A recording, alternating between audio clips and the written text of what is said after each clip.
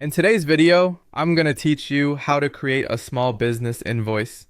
By the end, you'll have a clean professional invoice you can send with confidence and you'll understand why each section matters. First, choose the tool you'll use. You can build invoices in Word or Google Docs if you prefer a simple manual approach.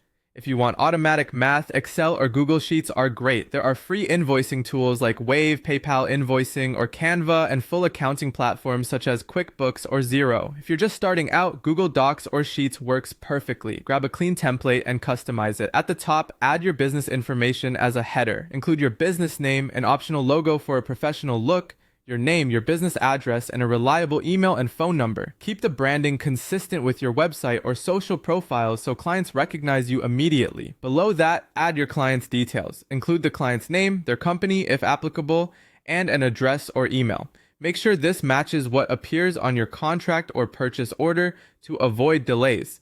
Assign a unique invoice number. This helps with tracking and makes it easy to reference payments. You might use something like INV001, 2026-001, or a short business code plus a number. Add the invoice date and a clear due date, such as due in 7 days or due in 14 days, and stay consistent across all invoices. Now list the products or services. Use a simple table with columns for description, quantity, rate, and amount. For example, social media management, quantity 1, rate $300, amount $300. Be specific enough that your client recognizes exactly what they're paying for. If you delivered multiple items, list each on its own line. Add your totals, show the subtotal, tax if it applies in your location, any discount, and the total amount due. For instance, subtotal $300. Tax 0%, total $300. If you work with clients in other countries, include the currency code to avoid confusion.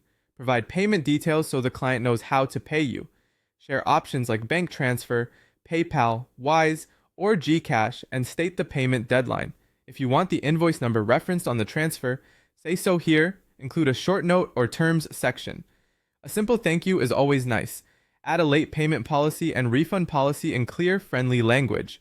Before sending, review everything, double check the math, confirm the client's information, and save the file as a PDF for a polished, uneditable copy. Finally, send the invoice via email, a messaging app, or your client portal.